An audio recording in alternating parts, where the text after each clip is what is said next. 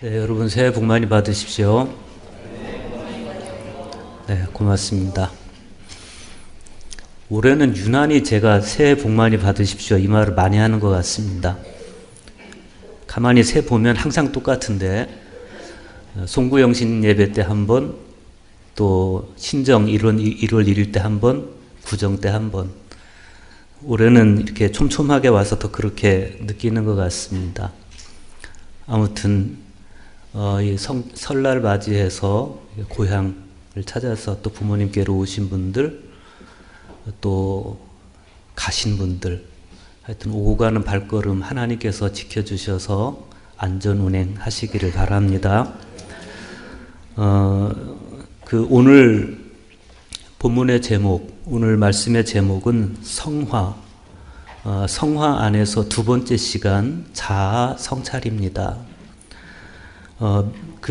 지금 우리 교회 표어를 따라서 제가 설교를 계속하고 있습니다. 올해 우리 교회 표어는 그리스도인의 미와 완성 이렇습니다.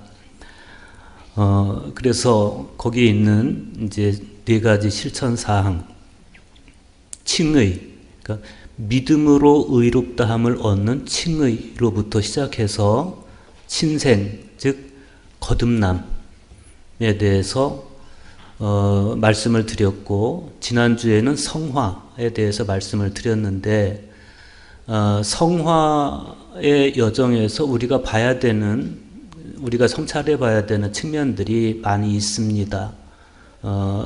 우리가 의지적으로 덕을 쌓아가는 이 성화의 여정에서 예를 들어 겸손이라든지 청빈이라든지 순명이라든지 혹은 온유함이라든지 이런 부분들에 대해서 우리가 묵상을 하게 되는 것이죠. 그래서 그러다 보니까 이 성화의 여정에서는 발걸음이 굉장히 더뎌지게 됩니다. 신생, 즉 거듭남이 물과 성령으로부터의 거듭남 혹은 하나님께로부터의 거듭남, 그래서 하나님께서 이루시는 순간성과 결정성이 이 거듭남의 특징이라고 한다면, 성화는 성령의 도우심과 또 성도 자신의 의지로서 내면이 느린 속도로 숙성되어 가는 점진성, 이것이 특징이라고 볼 수가 있겠어요. 그런데 이 느릿한 이 성화의 여정, 이 성화의 과정을 걷는 중에 우리 내면의 아름다움이 완성이 되어 가는 것입니다. 왜냐하면 이 구간에서 우리가 특별히 겸손에 대해서, 청빈에 대해서, 또 순명, 즉 순종에 대해서 묵상하기 때문에 우리 자신을 더 깊이 들여다보게 되는 것이죠. 마치 기차가 어느 구간을 아주 느리게 통과할 때 그 바깥 풍경을 우리가 더 세심하게 내다볼 수 있듯이, 점진적으로 완성되어 가는 이 성화의 여정 속에서 우리 자신을 성찰하게도 되고, 또 왜 겸손해야 되는지, 그리스도인이 왜 청빈해야 되는지, 이런 부분을 우리가 같이 고민하고 성찰을 하기 때문에 바로 이 구간에서 그리스도인의 품격, 그리스도인의 아름다움, 이런 것들이 완성이 되어진다, 이렇게 볼 수 있는 거죠. 이 성찰이 깊으면 깊을수록, 성숙하면 성숙할수록 우리는 그리스도인의 미와 완전에 한 발짝 더 다가설 수가 있게 됩니다. 오늘은 그 중에서 자아 성찰에 대해서 생각을 해보겠습니다. 스파이크 존즈 감독의 존 말코비치 되기라는 영화가 있어요. 그 영화에 크레이크 슈와츠라고 하는 거리의 인형술사가 등장을 하는데, 어느 날 이 사람이 서류 정리를 하다가 서류철을 캐비넷 뒤로 떨어뜨리게 됩니다. 그래서 그 서류철을 다시 줍기 위해서 캐비넷 뒤를 캐비넷을 옮기던 중에 문 하나를 발견하게 돼요. 이상한 문 하나를 발견하고 그리고 그 문 안으로 빠져 들어갑니다.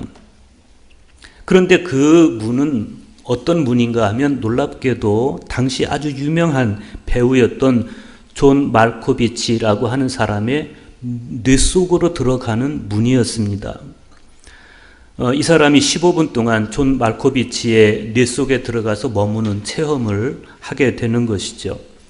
당시 관객들에게 인정을 받지 못하고 있던 무명의 인형극 연출가였던 이 크레이크 슈와츠는 비록 짧은 시간 15분 동안이지만 자신이 아닌 말코비치가 되어서 그의 감각을 느낄 수 있다는 것에 대해서 굉장히 흥미를 갖게 됩니다. 어느 날 슈와츠 크레이그는 자기 아내 로티에게도 말코비치의 뇌 속으로 들어가는 통로를 경험하게 해줘요.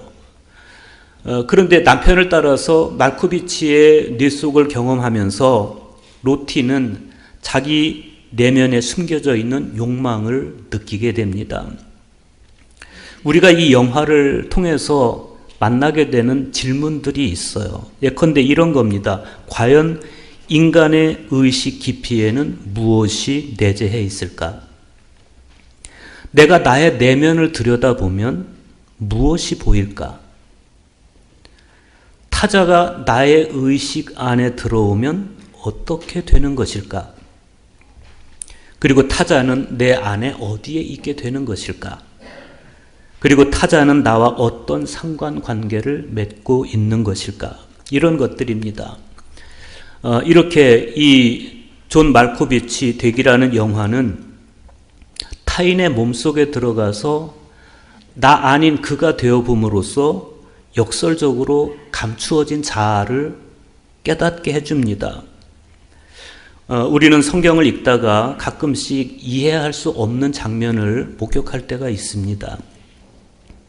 정말 믿음이 좋아 보이고 절대로 쓰러지지 않을 것 같은 그 신앙의 사람들이 어느 날 자신에 대해서 깊은 절망감을 느끼게 되고 그 신앙의 슬럼프에서 몸부림치는 그런 장면들을 볼 때가 있어요. 이를테면 오늘 구약 성경에 등장하는 엘리야 같은 사람입니다. 한때 엘리야는 갈멜산에서 혈혈단신으로 우상숭배자 850명과 겨루어서 이겼던 신앙의 영웅입니다. 그리고 아합과 이세벨, 당대의 권력자들 앞에 당당하게 서서 하나님의 심판을 예언했던 선지자였습니다. 그런데 어느 날 이 엘리야가 도망길에 오르게 돼요. 목숨 하나 부지하기 위해서 황급히 국경을 넘어서 유다 땅 브엘세바까지 도망하는 엘리야의 모습을 우리가 성경에서 보게 됩니다. 브엘세바까지 도망간 이 엘리야가 한 로뎀나무 아래서 거기 누워서 독백을 합니다. 여호와여 넉넉하오니 지금 내 생명을 거두시옵소서. 나는 내 조상들보다 낫지 못하나이다.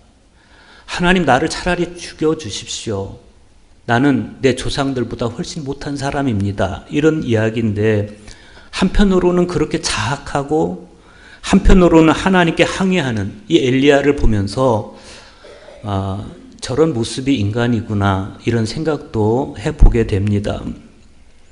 하나님은 그때 아무 말씀하지 않으시고 마치 불평하는 자녀를 부모가 쓰다듬어 주듯이 이 엘리야의 마음을 어루만져 주시고 숯불에 구운 떡 하나 그리고 물 한 병을 엘리야의 머리맡에 놔주시죠.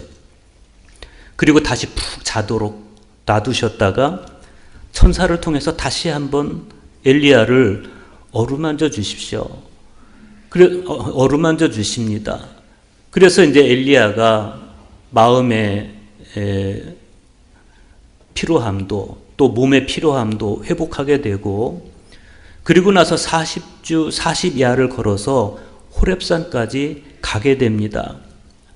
그 호렙산은 오래전에 모세가 살인자가 되어서 40년 동안 숨어 지냈던 그런 곳입니다. 그런데 그 호렙산은 모세가 거기서 숨어 지냈을 뿐만 아니라 어느 날 떨기나무 가운데서 하나님을 만난 장소이기도 하죠.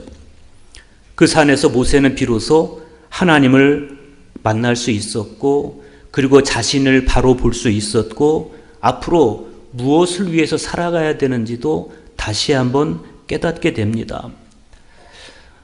바로 그 산으로 하나님께서 엘리야를 보내시는데, 하나님은 왜 엘리야를 그곳으로 가게 하신 것일까?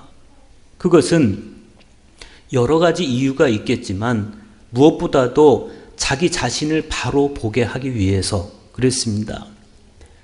40일 동안 걸어가는 여정은 엘리야가 자기 자신을 깊이 묵상하고 성찰할 수 있는 충분한 시간이었습니다. 그런데 오늘 서신서의 말씀을 읽어보면 사도 바울 역시도 엘리야가 가장 힘들었을 때, 가장 자신감이 떨어졌을 때 그때 하던 독백과 비슷한 고백을 하는 걸 볼 수가 있어요. 로마서 7장 18절과 19절에 보면 바울이 이렇게 고백합니다. 내 속 곧 내 육신에 선한 것이 거하지 아니하는 줄을 아노니 원함은 내게 있으나 선을 행하는 것은 없노라. 내가 원하는 바 선은 행하지 아니하고 도리어 원하지 아니하는 바 악을 행하는도다. 우리는 엘리야의 독백과 사도 바울의 이 고백을 보면서 육신을 입고 살아가는 모든 사람은 동서고금을 막론하고 모두가 똑같은 실존적인 고민을 끌어안고 살아간다는 사실을 알 수가 있습니다. 이들의 이 고백은 여러분의 고백이기도 하고 저의 고백이기도 합니다. 바울이 어느 날 자신을 들여다보다가 놀랍게도 자기 안에 선한 것이 없다는 것을 깨닫게 됩니다. 선을 원하는 마음은 자신에게 있지만 선을 행하는 실천은 없다는 것을 알게 돼요. 선을 행하는 실천이 없을 뿐만 아니라 오히려 원치 않는 악을 행하는 자신의 모습을 보게 됩니다. 바울은 지금껏 자기가 신앙이라고 여겨왔던 것들이 사실은 신앙이 아니라 고집이었다는 사실을 깨닫게 됩니다. 사람은요, 자기 스스로에게 절망하지 않는 한 절대로 하나님께로 돌아서지 않습니다. 몸은 하나님께로 돌아설 수 있지만 정말 자기 자신에 대해서 처절하게 절망하지 않으면 절대로 마음은 하나님을 향해 돌아서지 않습니다. 끊임없이 자아를 더 강화해 나가고 그 자아 속에서 때로는 왜곡되고 거짓된 자아 속에서 자기 자신을 더 많이 자신의 벽을 쌓아갑니다. 그게 사람입니다. 그런데 바울은 자신에 대해서 절망했습니다. 자신에 대해서 절망한다는 것이 얼마나 중요한지 모릅니다. 자신에 대해서 절망했기 때문에 비로소 하나님을 향해 설 수 있었고 하나님 앞에서 무릎 꿇을 수 있었습니다. 오호라 나는 곤고한 사람이로다. 이 사망의 몸에서 누가 나를 건져내랴. 그러면서 절망스러워하게 됩니다. 그러다가 바울이 비로소 주님 앞에 정직하게 서게 되는데 로마서 7장에서 그렇게 괴로워하던 바울은 로마서 8장 들어가면서 이런 고백을 남겨요. 그리스도 예수 안에 있는 생명의 성령의 법이 죄와 사망의 법에서 너를 해방하였음이라. 바울은 더 이상 자신을 신뢰하지 않습니다. 그가 비록 가말리엘의 제자였고 베냐민 지파에 속한 사람이었고 유대인 중에 유대인이었지만 그러나 바울은 자기 자신에 대해서 절망합니다. 그래서 더 이상 자기 자신을 신뢰하지 않습니다. 자신에 대한 절망의 골짜기를 통과하면서 비로소 바울이 깨달은 게 있었습니다. 바울이 깨달은 게 뭐였습니까? 그리스도 예수 안에 있는 성령의 법만이 죄와 사망에서 나를 살릴 수 있다는 거예요. 여러분 진정으로 하나님 만나기를 원하십니까? 먼저 자신과의 만남을 이루시기를 바랍니다. 자신의 더러움, 자신의 무능함, 이것과 정직하게 대면하지 않으면 우리는 절대로 하나님을 향해 돌아서지 않습니다. 시편 기자는 시편 46편 10절에서 이렇게 고백합니다. 너희는 가만히 있어 내가 하나님 됨을 알지어다. 공동번역 성경에 보면 이렇게 번역했어요. 너희는 멈추고 내가 하나님인 줄 알아라. 기관차처럼 폭주하는, 마치 브레이크가 고장난 기관차처럼 폭주하는 너 자신을 멈춰라. 멈추고 이제는 하나님을 봐라. 그리고 내가 하나님인 줄 알아라. 이런 말씀입니다. 토마스 모트는 침묵 속의 만남이라는 책에서 이런 기도를 올립니다. 오 주님, 자신을 살펴볼 때 자신에게서 눈여겨볼 만한 것이라곤 전혀 발견하지 못하는 사람들은 그야말로 얼마나 기쁘고 행복하겠습니까? 그런데 하나님, 그 허무는 그들 자신만이 아니라 당신 사랑으로 눈에 띄지 않게 채워진 허무입니다. 자기 안에 하늘나라를 갖고 있는 그들은 스스로 보기에도 이제는 더 이상 주목할 만하지 않기 때문에 마음이 가난한 사람들입니다. 오 하나님, 그러나 그들 안에서 당신의 빛은 빛나고 있습니다. 그러기에 그들은, 그리고 그 빛을 모르는 모든 사람은 당신을 찬미합니다. 가만히 멈추어서 자신을 보면 무엇이 보일까? 내가 눈여겨볼 만한 것이라고는 전혀 없는 존재라는 사실을 깨닫게 됩니다. 그때 비로소 우리는 마음이 가난하게 되는 것이고 하나님을 향해서 진정으로 돌아서게 됩니다. 오늘 복음서에 등장하는 둘째 아들에게서 우리는 그 적나라한 이해를 볼 수가 있어요. 우리가 복음서의 둘째 아들에게서 보는 모습은 마치 삶의 극단적인 한계에 도달해 있는 로뎀나무 아래 앉아있는 엘리야와도 같은 모습입니다. 또 오호라 나는 곤고한 사람이로다. 이 사망의 몸에서 누가 나를 건져내랴 그러면서 괴로워하는 바울과도 같은 모습입니다. 이들의 공통점이 뭡니까? 한때는 천하를 호령했던 순간이 있었다는 겁니다. 세상이 다 내 것 같은 순간이 있었다는 겁니다. 그렇지만 어느 날 모든 것을 다 잃고 난 다음에 진짜 자기를 보게 됐다는 것입니다. 그 진짜 모습, 자신의 남루한 실존의 절망에서 그들은 하나님 앞에 엎드릴 수밖에 없었다는 겁니다.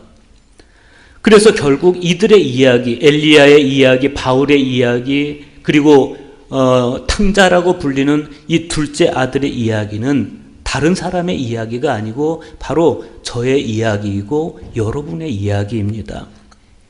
우리가 이 복음서에서 만나는 이 둘째 아들, 이 모습을 좀 냉정하게 볼 필요가 있습니다. 누가는 이 둘째 아들이 먼 나라에 가서 모든 것을 다 잃어버린, 성경은 허랑방탕했다고 말합니다. 그 모습을 이렇게 소개합니다. 거기서 허랑방탕하여 그 재산을 낭비하더니. 여러분, 허랑방탕 이거 아무나 하는 거 아닙니다. 돈이든 권력이든 있는 사람이 허랑방탕하는 거지 없는 사람은 그것도 못합니다. 소유한 것이 너무 많아서 자신을 돌아볼 새도 없고 하나님을 바라볼 새도 없는 사람들, 그런 사람들이 허랑방탕도 하는 겁니다. 둘째 아들은 그렇게 자신을 돈으로 포장하고 여자와 쾌락에 묻혀서 젊은 한때를 보냈습니다. 그런데 어느 날 자신을 끝까지 지켜줄 줄 알았던 그 돈이 조금씩 없어지더니 바닥을 보이기 시작합니다. 그러더니 채 정신을 차릴 새도 없이 그 나라에 흉년이 닥쳐오고 말아요. 오늘날로 말하면 경제 위기가 온 나라에 닥쳐온 겁니다. 그 흉년은 단지 한 지역만 휩쓴 것이 아니고 자기가 이상향이라고 여기서 찾아왔던 그 나라 전체를 휩쓸었습니다. 돈이 사라지니까 어느 순간부터 친구들도 사라지기 시작했고 여자도 사라졌습니다. 누가는 이때 이 둘째 아들의 모습을 적나라하게 보여줘요. 가서 그 나라 백성 중 한 사람에게 붙여 사니 그랬습니다. 이 둘째 아들은 자기의 이상향이던 그 나라에서 더부살이하는 그런 사람이 되고 마는데 이어지는 말씀을 보면 이렇습니다. 그가 그를 들로 보내어 돼지를 치게 하였는데 그가 돼지 먹는 쥐염 열매로 배를 채우고자 하되 주는 자가 없는지라. 유대인들에게 있어서 돼지는 불결한 짐승입니다. 그래서 이 돼지를 먹지도 않고 돼지를 치는 사람들을 굉장히 천하게 생각했습니다. 그런데 둘째 아들은 돼지를 치는 그런 신세로 전락했을 뿐만 아니라 그 돼지가 먹는 먹이인 쥐염 열매로 배를 채워야 되는 그런 상황이 됐습니다. 그런데 더 안타까운 건 그것마저도 주는 사람이 없었다는 겁니다. 이 사람은 자기의 이상향으로부터 철저하게 배신을 당하고 말아요. 여러분, 우리는요, 내 안에 또아리 틀고 있는 엄청난 자만, 이것을 비워내지 않으면 안 됩니다. 탕자처럼 아버지를 떠난 성공을 꿈꾸는 내적 자만, 이것이 우리 안에 뱀처럼 얼마나 많이 또아리를 틀고 있는지 몰라요. 아버지를 떠난 자유 혹은 자기애라는 이 포승줄에 매여서 아침부터 저녁까지 하루 종일 끌려다니는 정처 없는 인생들이 얼마나 많은지 모릅니다. 단지 자신이 되고자 하는 이 욕망이 우리 마음에 얼마나 깊이 뿌리를 받고 있는지 우리는 눈치를 채야 됩니다. 그렇게 에고의 주의를 맴도는 우리에게서 무슨 착하고 아름다운 것이 날 수가 있겠어요.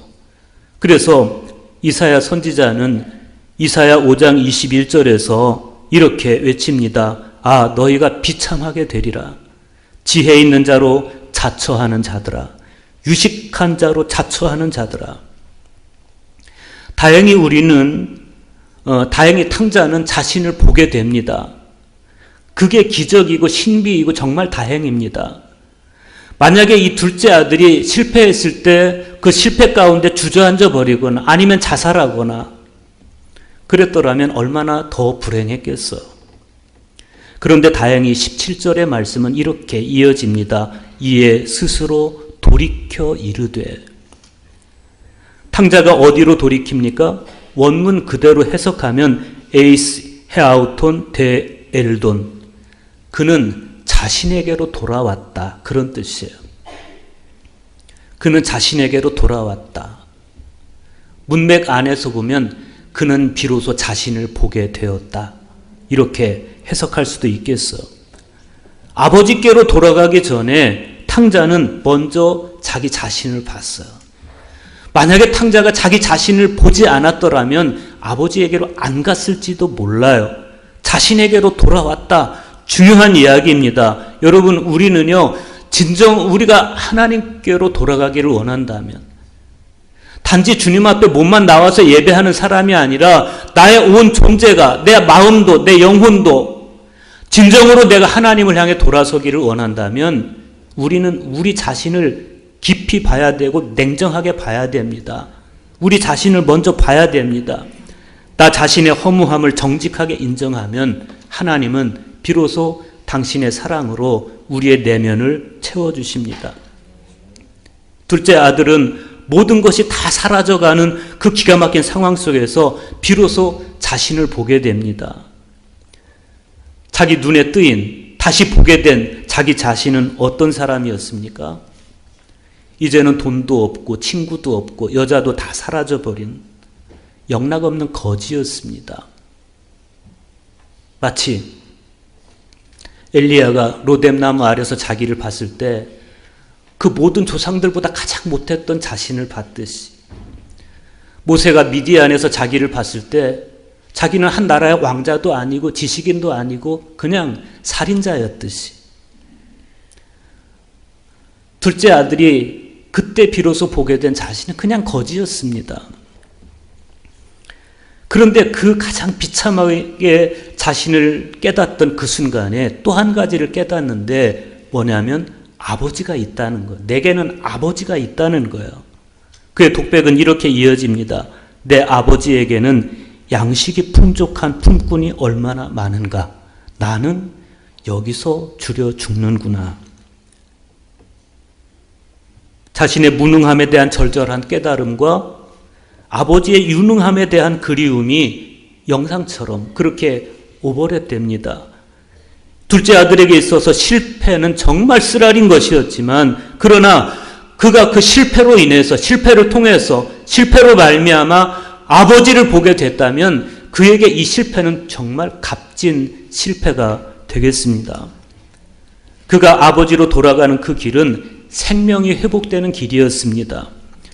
바로 그런 까닭에 점진적으로 숙성되어가는 이 성화의 여정 속에서 우리가 반드시 맞닥뜨려야 되는 것이 자신이에요. 자신.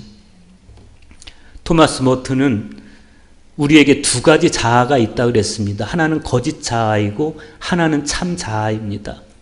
거짓 자아는 자기가 부풀린 자아입니다. 사람들이 나를 보는 자아, 그런 자아입니다. 그러나 참 자아는 이 거짓 자아를 극복하고 마침내 그리스도께서 다시 보여주시는 그리스도 안에서 다시 회복된 자아, 이 자아가 우리에게 있어야 된다는 거예요. 그런데 이 자아를 회복하는 그 여정에서 반드시 통과해야 되는 것이 자기를 정확하게 보는 거예요. 탕자처럼, 엘리야처럼, 바울처럼. 그리고 인정하는 거예요. 내가 얼마나 빈곤한 존재인지, 내가 얼마나 허황된 존재인지. 그렇게 자신을 성찰하면서 자신의 무능함에 대해서 절감할수록 우리는 비로소 자신에 대한 집착을 벗고 하나님을 향해 진정으로 돌아서는 신자가 될 수 있습니다. 토마스 머튼은 씨앗이라는 책에서 자신의 거짓 자아에 대해서 이렇게 회개합니다. 나는 가면을 쓰고 태어났다. 나는 내가 전혀 의도하지 않았고 따라서 예정된 나 자신을 부정하는 누군가로 존재한 모순의 표징 안에서 태어났다. 처음부터 나는 내가 아닌 어떤 존재였기에 나는 존재하는 동시에 존재하지 않는 비존재였다. 토마스 머튼은 같은 책에서 자신이 쓰고 있다는 그 가면이 있게 된 여러 가지 원인을 분석했습니다. 거짓 자아가 자기 안에서 자라게 된 여러 원인이 있는데 그것은 스스로 자기 존재에 대해서 내린 과대평가, 이게 하나가 있었다는 거예요. 그리고 또 하나는 지금까지 자기가 이루어온 일에 대한 숭배가 있었다는 겁니다. 토마스 머튼은 그렇게 해서 부풀려진 자아 숭배, 이것을 날조된 위대성이라고 표현했습니다. 머튼은 그 날조된 위대성에 속아서 스스로에 대해서 나는 내 주위 사람들이 원하는 바로 그 사람이다, 이렇게 스스로 평가하고 그 평가 때문에 존재했지만 그러나 비존재화된 그런 사람이 되고 말았습니다. 이것이 바로 엘리야가 갈멜산의 그 위대한 승리 후에 스스로 속아버렸던 자신이고, 사도 바울이 생명의 성령의 법을 알기 전에 곤고함 속에서 마주했던 바로 그 자신이고, 아버지를 떠난 둘째 아들이 친구들과 여자들에게 또 돈으로 둘러싸여 있을 때 스스로에 대해서 속아버렸던 바로 그 자신입니다. 하나님은 다행스럽게도 이들은 그 날조된 위대성에서 다 벗어납니다. 하나님은 엘리야가 자신에게로 돌아올 수 있도록 엘리야로 하여금 40주 40야를 호렙산을 향해 걸으면서 자신을 보게 하십니다. 사도 바울은 곤고한 사망의 몸으로부터 벗어나기 위해서 자신의 사망의 몸을 예수 그리스도께로 가지고 가서 자기 존재를 예수님에게 맡겨버립니다. 그분 안에 있는 생명의 성령의 법에 맡겨버립니다. 아버지를 떠났던 둘째 아들은 자신에게 돌아와서 자신에 대해서 절망합니다. 나는 여기서 죽는 존재구나. 그런데 동시에 아버지를 떠올립니다. 그리고 아버지께로 돌아갑니다. 성화를 향한 점진적인 발걸음은 바로 이 진정 어린 회심으로부터 시작이 되는 것입니다. 그리고 그 이후에 걸어갈 발걸음에 대해서 토마스 머튼은 이렇게 제시합니다. 눈을 깨끗하게, 귀를 조용하게, 그리고 마음을 평온하게 지켜라. 하나님의 숨을 호흡하라. 가능하면 하나님의 하늘 아래서 일하라. 그러나 도시에서 살며 기계들 가운데서 일하고 지하철을 타야 하며 범람하는 라디오 뉴스가 귀를 멀게 하고 건강을 해치는 음식을 먹어야 하며 주변 사람들의 정서가 권태로움으로 마음을 병들게 하는 그런 곳에서 살아야 한다 하더라도 인내심을 잃지 말고 그것을 하나님의 사랑으로 당신 영혼에 심겨진 고독의 씨앗으로 받아들여라. 우리는 정말 무지막지한 공해의 소음 속에서 때로는 자신이 아닌 타자로 살기도 하고 그런 가운데 다른 이들보다 조금이라도 유능한 존재라고 스스로에 대해서 느끼게 되면 그 날조된 위대성 때문에 스스로 속아 넘어가기도 하고 그렇습니다. 그러나 우리는 그런 일상 속에서도 상대적으로 내가 좀 괜찮은 존재라고 느껴져도 내가 이룬 어떤 위대한 성과가 있다 할지라도 그러나 우리는 끊임없이 자신을 냉정하게 관찰해야 되고 매 순간마다 하나님을 향해 돌아서는 성화의 여정을 늦추지 말아야 됩니다. 일상의 분주함도 권태로움도 때때로 내 삶 속에서 거두는 어떤 성과도 모두 내 영혼의 고독을 심는 씨앗으로 받아들일 때 우리는 비로소 자아에 대한 집착으로부터 해방되고 하나님을 향해 돌아서는 존재가 될 수 있는 겁니다. 우리를 창조하신 아버지는 우리 존재의 가치를 자기 중심성 안에 두지 않으시고 예수 그리스도로 말미암아 확증된 당신의 사랑 안에서 찾도록 하셨습니다. 이 진실을 숙고하는 것과 이 진실을 체험하고 따르는 것은 굉장히 다릅니다. 자신에게로 돌아와서 자신의 실체를 보았으면 이제 아버지께로 돌아서야 됩니다. 그리고 돌아가야 됩니다.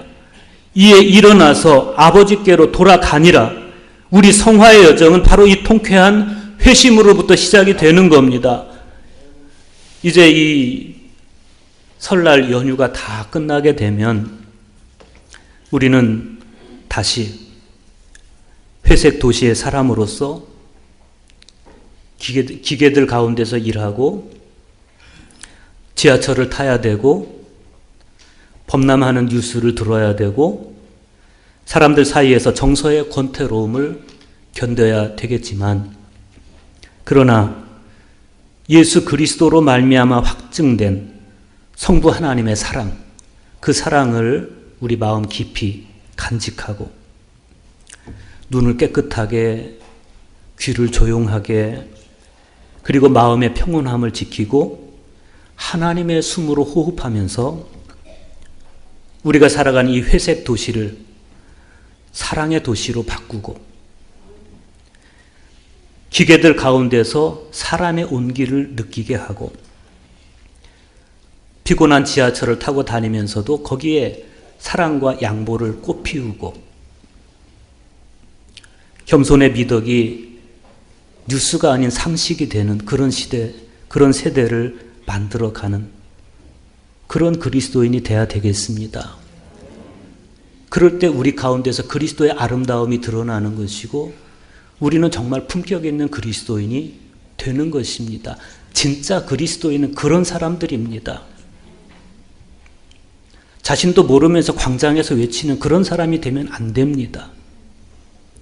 자신을 깊이 들여다보고 자신을 깊이 있게 통찰하고 진정으로 하나님을 향해 돌아서서 주님의 마음으로 한 걸음 한 걸음 걸어가는 그 가운데 정말 예수님처럼 아름다워지고 하나님의 온전하심처럼 온전해지는 그러한 그리스도인들 될 수 있기를 간절히 축복합니다.